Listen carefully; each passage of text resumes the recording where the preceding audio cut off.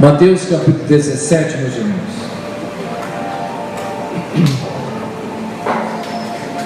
Com meditação.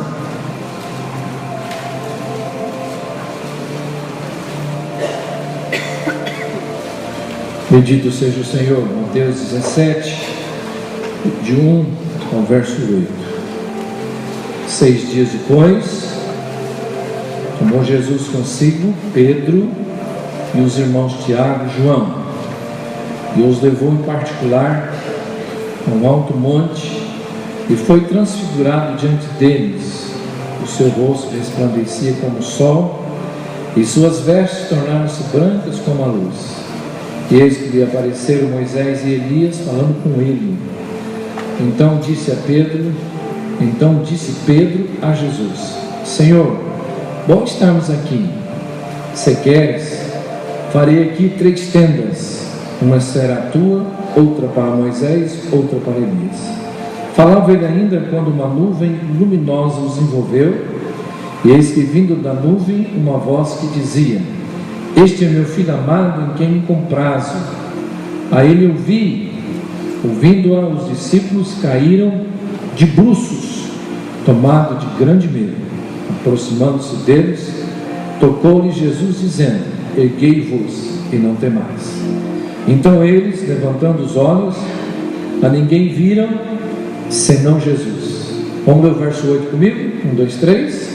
Então eles, levantando os olhos, a ninguém viram, senão Jesus.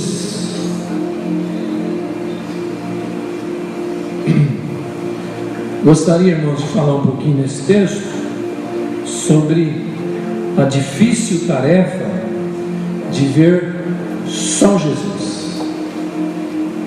A difícil tarefa espiritual da gente ver só Jesus, da gente enxergar só Jesus como suficiente para todas as coisas na nossa vida.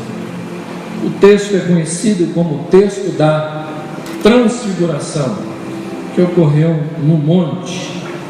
O texto não diz o nome do monte, o lugar onde ocorreu a transfiguração. Provavelmente foi no Monte Hermon, mas a localidade não é a coisa mais importante, a localidade onde aconteceu, mas sim o porquê que é difícil essa tarefa espiritual da gente só ver Jesus para nossa salvação. Principalmente nós que moramos num país onde a fé cristã, a religiosidade brasileira é mística por natureza. Nós temos catolicismo, temos protestantes, tem uns que já chamam de evangélicos, e hoje estão se chamando de reformados, gospel e espírita, as religiões afros. Então é muito mística a fé do brasileiro em muitas questões, muito mística. Ela é muito trançada, né? Ela é muito tecida, amarrada com muitas coisas. Então é difícil a tarefa de ver só Jesus como aquele que é suficiente para a nossa vida. Há poucos dias nós estávamos aqui falando um pouquinho da reforma, os pontos principais da reforma do século XVI. Somente a graça, somente pela fé, somente a Escritura e somente Cristo. Foi a tese de Lutero. Ele resumiu aqui a doutrina da palavra de Deus no somente graça, fé, Escritura, somente Cristo. Só Ele basta, somente Cristo, só Ele é suficiente. Amém, meus irmãos? Mas por que olhar só para Jesus? Porque Jesus é suficiente. O texto nos dá 3 razões. O texto nos revela de forma ampla, convincente, total, de que Jesus é suficiente, mas é difícil enxergar isso. Em primeiro lugar, meus irmãos, por que só Jesus? Por que olhar só para Jesus? Porque Ele é Deus. Ele não é um anjo desenvolvido, Ele não é um anjão, Ele é Deus.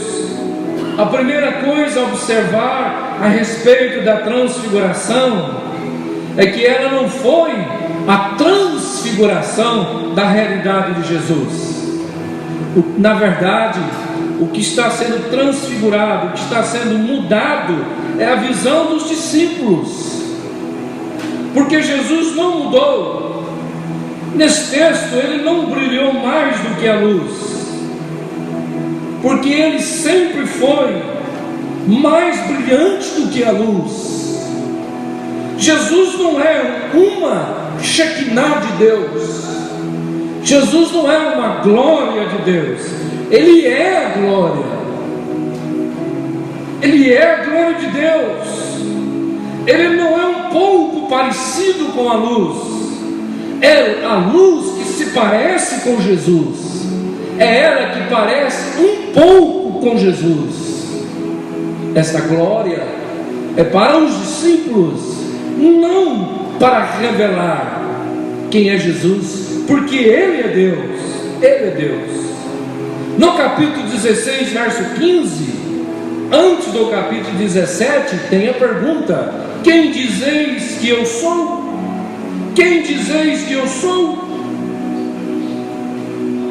E Jesus então, meus irmãos, na transfiguração, quer abrir os nossos olhos, quer abrir o nosso entendimento para a grande verdade de que Ele é Deus. São os olhos dos discípulos que são mudados, que são abertos, e eles estão enxergando só Jesus. Eles estão vendo agora só Jesus. Ele não se transfigurou para provar que é Deus, porque Ele é Deus. Ele não mostrou aqui um pouco da sua glória para provar alguma coisa, mas para mudar os discípulos, porque é muito difícil ver só Jesus. É difícil ver só Jesus.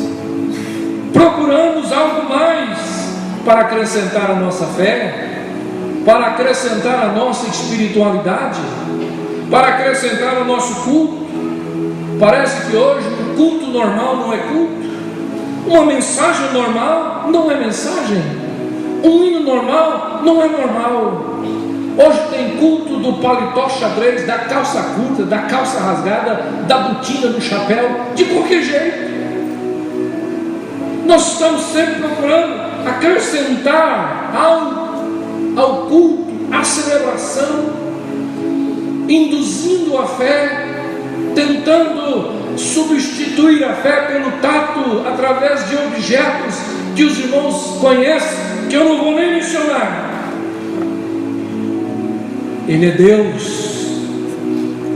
Nós precisamos olhar para Jesus como Deus. Ele é suficiente. Diz o texto bíblico: a ninguém viram senão a Jesus. Não precisa ter nenhum aditivo, nenhum pendulicário espiritual para sentir a presença de Deus. Basta Jesus. Jesus é suficiente. Ele é Deus. Pouco antes da transfiguração, Pedro ensina para a gente como é difícil a tarefa de olhar só para Jesus, como é difícil ver só Jesus. Quando ele andou sobre as águas escuras, amedrontadoras da tempestade no mar, ele começou a afundar quando tirou os olhos de Jesus. Nós podemos afundar na fé, naufragar na fé, Se não enxergarmos só Jesus, meu povo, só Jesus, olhe para Jesus, veja só Jesus, Ele é suficiente para a sua salvação, Ele é suficiente para perdoar pecados, para te levar para o céu. Veja só Jesus, só Jesus. Se policie um pouco mais, filtre mais as mensagens, filtre mais os cânticos, a teologia, a doutrina. Precisamos ver só Jesus, Ele é suficiente. Você pode dizer amém, irmãos? Aleluia, louvado seja o Senhor. Mas por que só Jesus? Porque Jesus traz segurança à nossa fé. A nossa fé, a nossa espiritualidade, meus irmãos, não pode ser construída em certos personagens canonizados. Nós falamos da Igreja Católica, mas temos às vezes os nossos ídolos, os nossos ícones, que procuramos ouvi-los mais do que Jesus. Nós não temos a imagem, o busto visível, mas nós temos as doutrinas, os ensinamentos, as filosofias dessas pessoas que foram bênção, mas que ocupam um espaço muito grande na nossa vida, que nos impedem, que colocam às vezes um véu e que nos impedem de enxergar só Jesus para a segurança da nossa fé e da nossa espiritualidade. É um grande perigo para nós. Calvino foi um gênio, Lutero um gigante, Finney uma brasa viva, Wesley um exemplo, mas são homens, passaram. O centro da nossa fé, o centro da nossa espiritualidade é somente Jesus. É Jesus. É Jesus. O texto sagrado diz no verso 8: ninguém viram senão Jesus. Moisés e Elias desapareceram e ficou só Jesus. Aleluia, bendito seja o Senhor. Aleluia, só Jesus. Hoje está difícil ver só Jesus. Pedro, sem pensar, diz Lucas 9,33, não sabendo o que dizia, Pedro, sem pensar, fez uma proposta, a princípio bonita, inocente, mas perigosa, teologicamente perigosa. Uma proposta razoável, mas perigosa. Ele disse: vamos montar 3 tendas, 3 santuários. E eu fico pensando, irmãos, Pedro colocou Jesus na mesma categoria de Moisés e Elias. 3 tendas, uma para Jesus, uma para Moisés, uma para Elias. Parece bonito, parece até espiritual, piedoso, religioso, reverente, mas não é. Mas não é. E Deus corrige Pedro por meio de uma voz que veio do céu. Diz o versículo 5: Pedro, não podemos fazer 3 tendas. Este é meu filho amado, este é meu filho amado, a ele ouvi. Aleluia, a ele ouvi. Deus disse para Pedro: Pedro, eu tenho muitos servos, eu tenho muitas servas, eu tenho muitos profetas, eu tenho Moisés e Elias, mas filho, eu tenho um só, é Jesus, e a ele ouvir. Pedro, não vamos ouvir Moisés e nem Elias, mas ouvir Jesus. Aleluia, a Jesus, irmãos, a Jesus, a ele ouvir. A ele ouvir. Nós Às vezes nós gostamos de ouvir o Moisés, o Elias. Nós construímos tendas para as pessoas, construímos tabernáculos para as pessoas, e queremos colocar Jesus também num tabernáculo, numa tenda, iguais às pessoas. Jesus é superior a qualquer pessoa. Aleluia. Jesus está além de qualquer pessoa. Aleluia. Você pode dizer amém, meus irmãos? Aleluia. Eu já contei aqui para os irmãos. Outro dia eu estava ouvindo a TV, um desses pregadores da televisão. Contei faz uns bons anos. O sujeito tinha tanta intimidade com Jesus, era tão assim com Jesus, que um dia levantou, foi fazer a barba, fazendo a barba, e ele olhou para o espelho assim, viu Jesus atrás dele. Falou: ô Jesus, você está aí atrás? Beleza, espera um pouquinho, vou fazer a barba, tomar um banho, perfumar, pôr roupa, depois eu atendo o Senhor. Olha o que é isso, meus irmãos? O que é isso? Que apóstolo tem esse poder? Se Jesus aparecer agora, ficou doido aqui, meus irmãos, eu enlouqueço.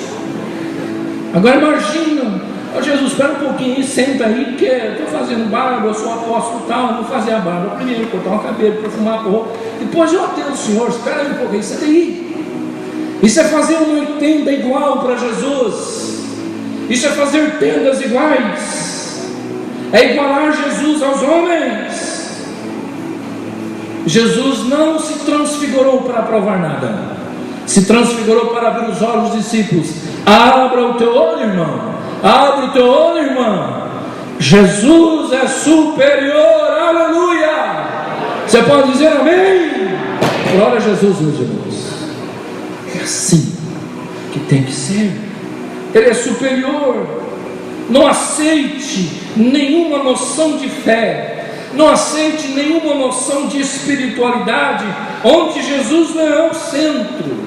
Seja na música, seja na teologia, se Jesus não é o centro, isto é palha que queima e que o vento leva, porque se tirarmos Jesus, nada mais sobra. Aleluia, bendito seja o Senhor. As coisas para nós, irmãos, são claras. As coisas para nós são de compreensão, são de exegese básica e simples.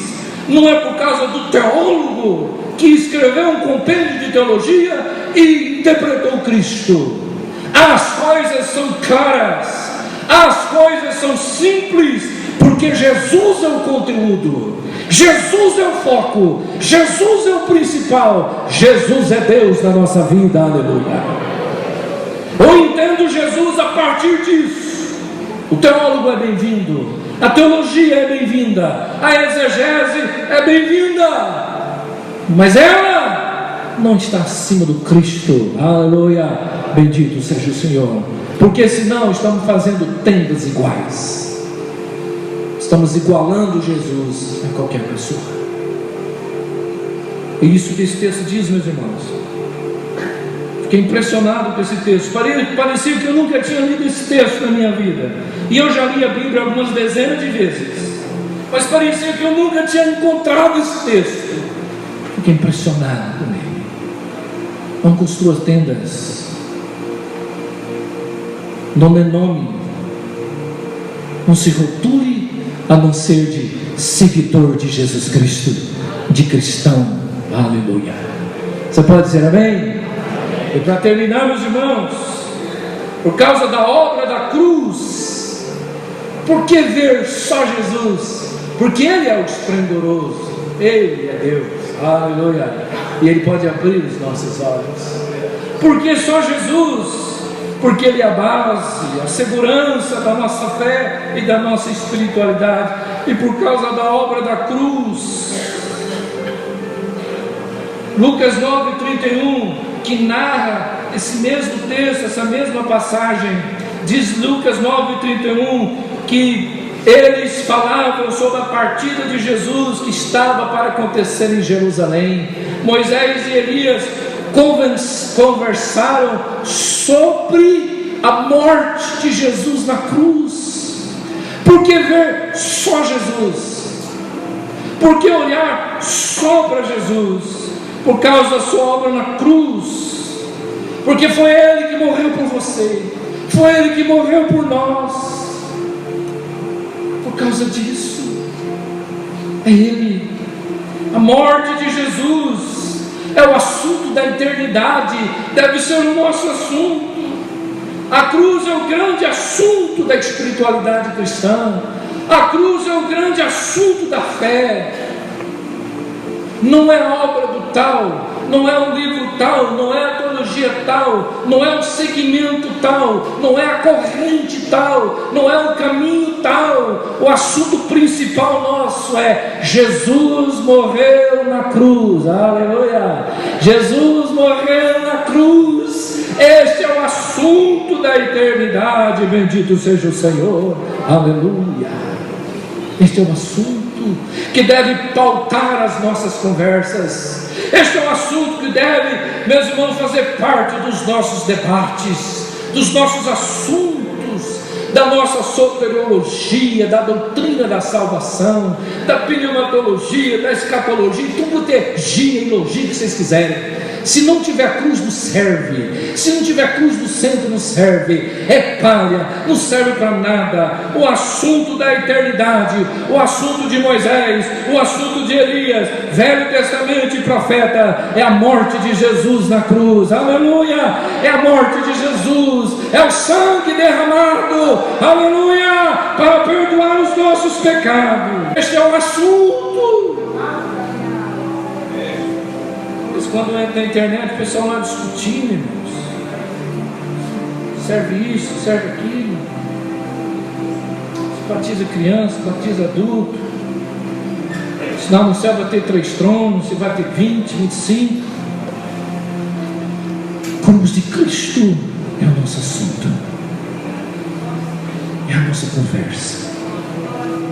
Não só na perspectiva da soteriologia, que é a doutrina da salvação, mas como existencial, coisa que quase ninguém fala.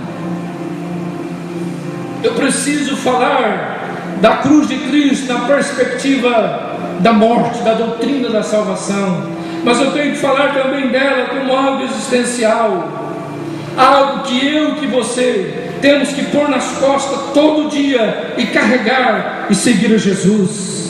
Isto é cruz também. Eu não posso falar da cruz no campo da teologia. Se você quiser, o John Stott tem um livro de 386 páginas sobre a cruz de Cristo. Coisa linda. Mas a cruz de Cristo é algo para a gente carregar, para a gente viver todo dia, seguindo Jesus, negando a si mesmo, honrando o Senhor, renunciando e vivendo para a glória de Deus. Você pode dizer amém? Amém. A obra de Cristo é importante. Por causa da obra de Cristo, somos acolhidos por Deus, somos acolhidos pelo Senhor. Diz o texto bíblico que os discípulos prostraram-se com o rosto em terra e ficaram aterrorizados. Mas naquele momento, o assunto era a cruz de Cristo, morte do Cordeiro, sacrifício do Filho.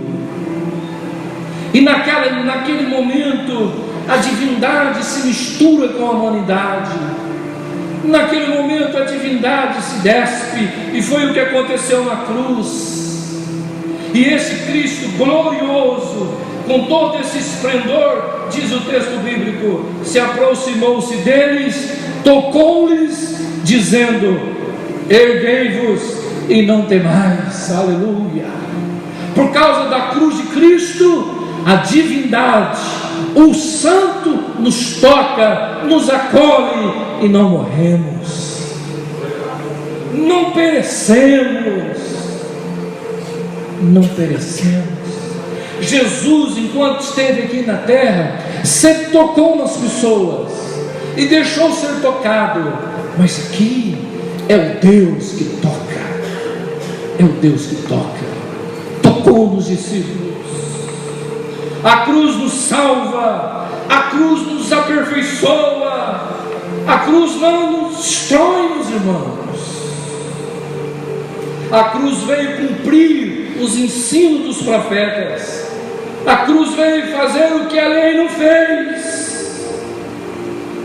A única coisa que Jesus veio destruir foi o pecado. A única coisa que ele destruiu foi o pecado. O pecado destruiu na cruz através da sua morte. A única solução para os nossos pecados é a obra da cruz. É a obra da cruz. Pense nisso, irmãos. Pense nisso. Qual é o seu entendimento sobre Jesus? É difícil ver só Jesus, né? É difícil. É difícil ver só Jesus. Mas Ele é Deus, suficiente. A obra que Ele realizou na cruz é perfeita. E Ele é o centro da nossa espiritualidade. A ninguém vira senão Jesus. Você pode dizer amém? Só Jesus. Só Jesus. Eu não sei se você aqui tem outros caminhos que você acha que pode ajudar você na construção de uma espiritualidade, na construção de um bem-estar interior, de uma maneira de se ver livre, de purgar, de drenar, de extrair seus pecados. Quem sabe tem alguém aqui que faz algumas coisas. O brasileiro é terrível para esse tipo de coisa. Outro dia encontrei uma moça na rua com um ramo de arruda na orelha, um ramo de arruda. Um sol quente desse, o ramo de arruda ali estava murcho, caidaço assim para baixo. Diz que é para espantar um mal murcho daquele jeito. Espanta o quê, meus irmãos? Um homem murcho. Lá em São Paulo, para onde eu vim para cá, eu fui uma vez expulsar um demônio, e eu cheguei lá, estava um homem lá expulsando um demônio com aquela espada de São Jorge, aquela folha, aquela árvore, espada de São Jorge, sai Satanás, com a espada de São Jorge, sai Satanás. Ferradura atrás de portas, quanta coisa nós criamos. Veja, só Jesus. Só Jesus, só Jesus, só Jesus. Ele se transfigurou por causa de você, para abrir os nossos olhos. Ele não tem que provar nada, mas Ele fez para os discípulos. Bendito seja o Senhor. Vamos ficar em pé e vamos orar.